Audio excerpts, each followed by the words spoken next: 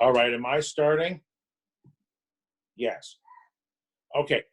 Thank you for joining us this morning. May the time come very, very quickly when we'll be able to gather together in person and not have to worry about all this technology and all the rules that change every other day. We've been fighting with this all morning and trying to figure out what our options are and what they are not. We're going to record the first part of what we're doing this morning. When we have time for conversation, we're not going to record it so you have a sense of privacy as to what you're going to say. And I also have to say we're going to have to end this a few minutes before 12 because at 12 o'clock I have a Zoom meeting with the regional rabbis. I have found those get-togethers very, very helpful as we compare notes and give each other support through this difficult and challenging time. A lot of what I'm going to say this morning is background to a response to a suggestion that houses of worship open up, and this was said a few days ago, this weekend. I am not going to deal with the American constitutional issues as to who has this authority. I am not going to deal with medical or scientific background. I want to give some Jewish responses to where this whole thing is completely a different chapter and has different significance. Let me begin by focusing on that word weekend.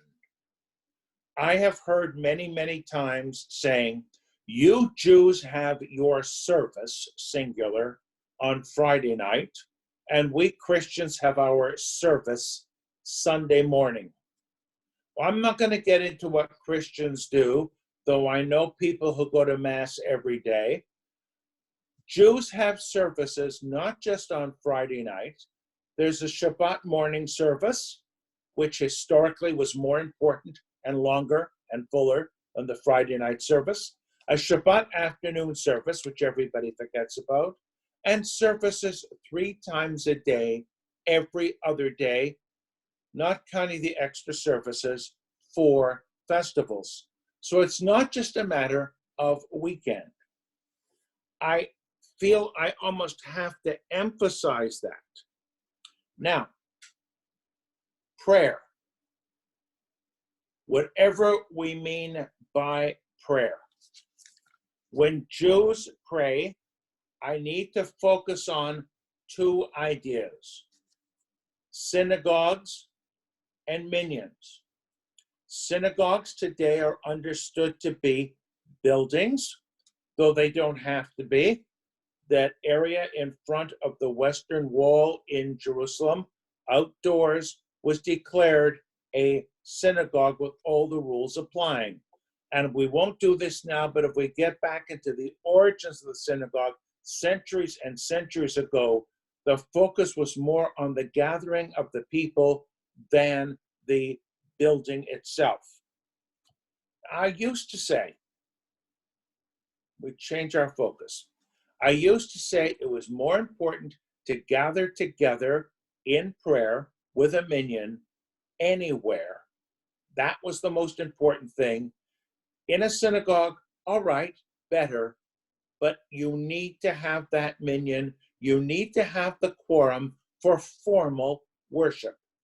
A footnote: if you don't have the quorum, if you don't have the minyan, you can still pray. There are just certain things you leave out. We focus on the Kaddish because that's what attracts people to synagogue services sometimes. Torah readings, the Kedusha, Kadosh, Kadosh, Kadosh. But I always said, and still do, that a minyan without a synagogue can function. A synagogue without a minyan is just a building, no matter how significant, no matter how sacred, no matter how beautiful it is. So here we're focusing on the verbs and the sentences. It's not a matter of going to the synagogue. Christians would say going to church. It's what you do once you are there and you are praying. The word pray in English may mean many things to different people. A prayer can be a request. But from a Jewish perspective, there is petitionary prayer. You're making a request of God. May God heal me from all my illnesses. May God give me a new bicycle for Hanukkah, from one extreme to the other.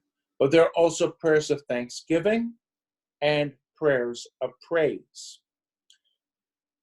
Our prayers, historically, I'm not talking about what we do now in this country in the more liberal branches of Judaism.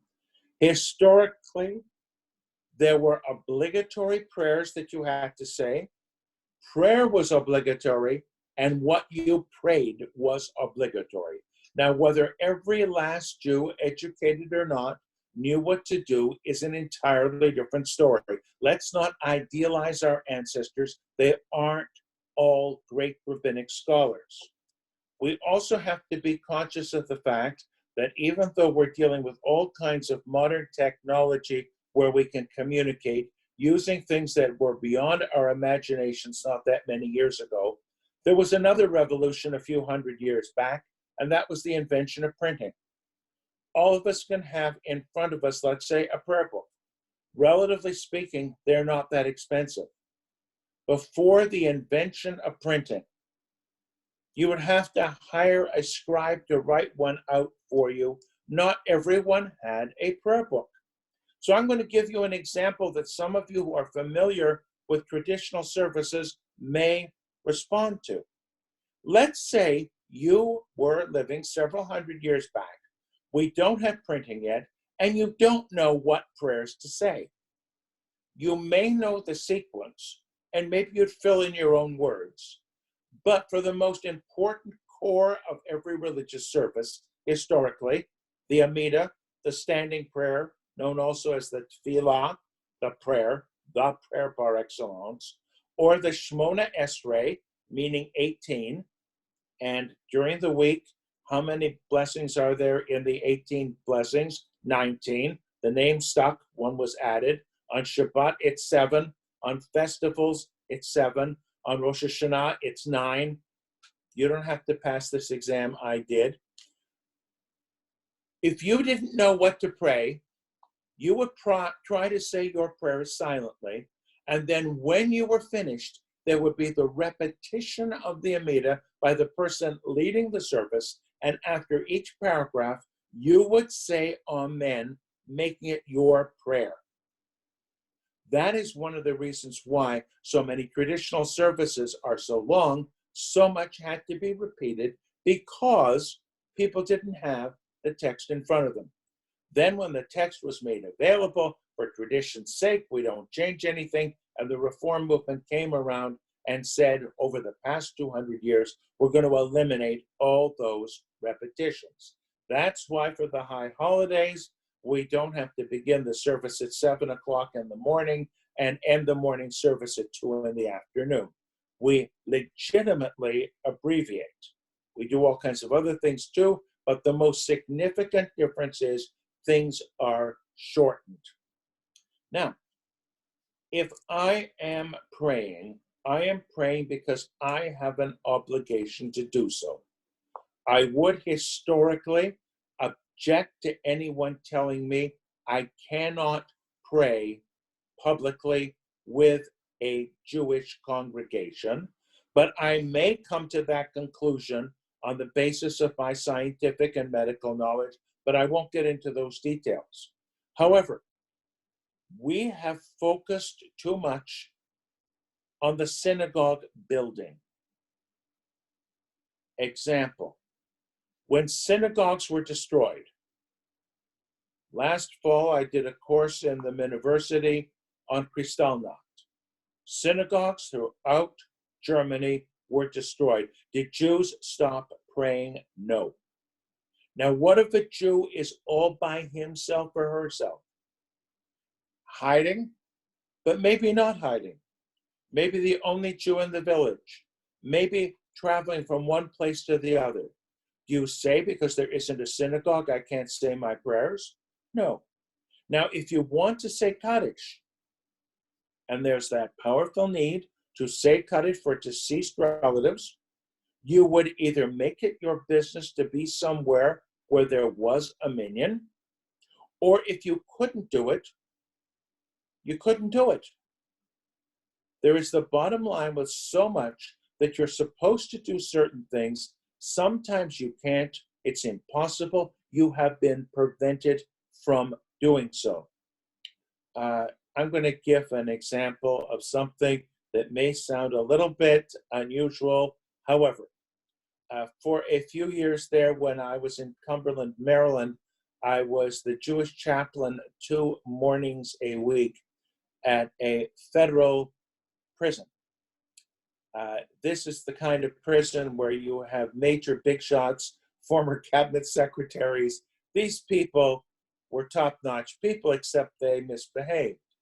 I had wonderful conversations with distinguished, disbarred, of course, lawyers who were graduates from the Harvard Law School, the Georgetown Law School, one of whom, and I will not mention his name, but you might recognize it, thought of himself as an extremely observant Jew.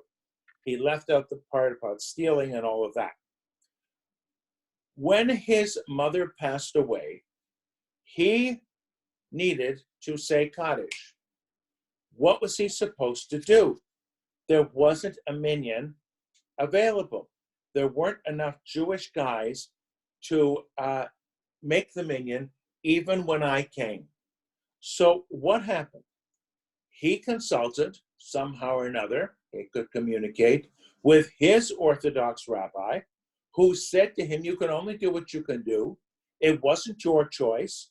You were incarcerated against your will. You didn't decide to go there. I say he did decide because he should have known better. That's another story. But you can only do what you can do.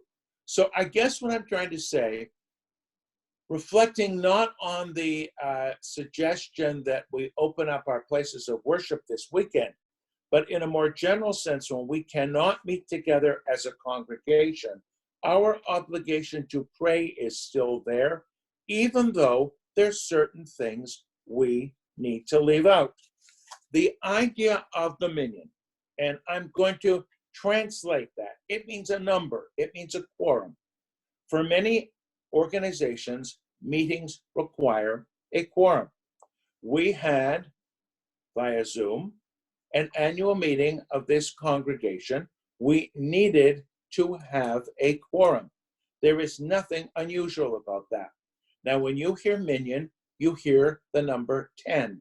But there's another way of having a minyan, actually more than one in the Jewish tradition, to say all the words and responses before the Birkat HaMazon, what you say after you eat. If you're by yourself, it's one thing. If you have a minyan of 3, it's another. If you have a minyan of 10, it's another. And then let's really get carried away. If you have a minyan of 100, you add more words. So the idea of building community, and I have always seen this as a very powerful aspect of Judaism.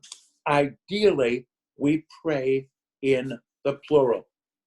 We say Eloheinu, our God. Avinu Malkeinu, translated literally, our Father, our King. There are prayers in the singular, I know, but the emphasis is the plural. Now, I know many of you come to the synagogue. What a synagogue means, it's a place of assembly. Historically, we now know such places of assembly existed, and whether they were gatherings of people or then later gatherings of people in buildings, before they were places of prayer. When the rabbis took over the synagogues, the rabbinization of the synagogue, then they became houses of worship. But many of us belong to, associate with a synagogue for community, for social reasons. And Jewishly, there's nothing wrong with that. We come together as a community. Now, I'm leading up to something here. Many of us have the opportunity, if we live in large enough communities, to choose which synagogue we affiliate with. Sometimes you don't have that choice. But if I need to say Kaddish, and we are going to try to get a minyan together, and we're going to do it in a traditional way, we are building a special kind of community of like-minded people. And I've often said, I don't have to know them. I don't even have to like them. They have an obligation to me. I have an obligation to them. And there have been occasions, and I'm sure many of you have experienced this, where you are somewhere or another and somebody says, we desperately need an extra person for a minyan. Now, I'm going to give a long footnote here, if I may. I'm not saying this is the way we necessarily conduct ourselves today. I'm speaking historically. My footnote includes my own feeling that if we get people coming to a service, that service should go ahead, even if there isn't a minyan. We may leave a few things out, but out of respect for those who come, and if we stop doing it 2 weeks in a row, there's no minyan, no service, you're not going to come back for the third week. I learned this again most effectively. We learn in our different congregations. Up north, there was something we didn't have to deal with here, and that was snow. And when a couple of people risked their lives to come to a Friday night service, when there was a horrendous snowfall, I lived 2 blocks away, so it wasn't too bad. It was easier to walk than anything else anyway. I said, those people deserve the service, and we did a different kind of service. Traditionally speaking, what would you do? You wouldn't have to go home. You would stay there and each would pray individually. Now, I want to give this kind of background because we have a Jewish perspective of things, and I'm going to contrast this, if I may, with another religious group. We don't need to go to the synagogue, emphasis on the going, in order to be saved. We need to say our prayers. We do not need to go to the synagogue and have a specially ordained priest hear our confession. I recognize other religions need that. They need it from a point of view of doctrine. They need it emotionally. That's what they're used to. It's none of my business. We don't need to get communion. We don't have such a thing. So where I heard in one example of a church where people were sort of lining up, distancing themselves the way you do at certain stores, and they let in 1 or 2 at a time to get communion, if that's the way they want to do it, that's their business. I'm not passing judgment. I am comparing. It's something we don't need to do. Now, obviously, it's not the ideal that we are not together as a community. We should always be together as a community. We should be together as a community when we have to say Kaddish and when we don't have to say Kaddish. Can I put it that way? It's not just to say Kaddish, it's to praise and thank God. Now, I have in front of me all kinds of notes of things that I could be saying this morning, but I want to do something. I want to sort of end my introduction, give you a chance to react back and forth. We're going to have to cut this off at somewhere between 10 and 5 minutes to 12 because of the rabbi's meeting that I have to attend after that.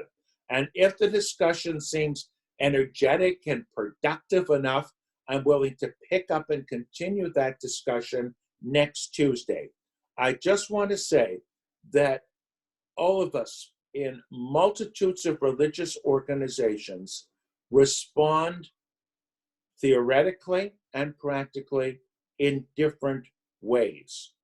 And the Jewish way, leaving out all the political issues, leaving out all the scientific issues, is somewhat distinct and is somewhat different. So if my technical advisors and my producers and directors can sort of switch all of this and we can stop recording, because some of you may want to say things that are not eternally recorded, which can be used against you when you run for president next time. President of the United States, I'm talking about. The campaigns for president of the congregation are low-key in comparison, and we don't want anybody to come back and say to you, did you not say on the 26th of May of 2020 that you were opposed to religion?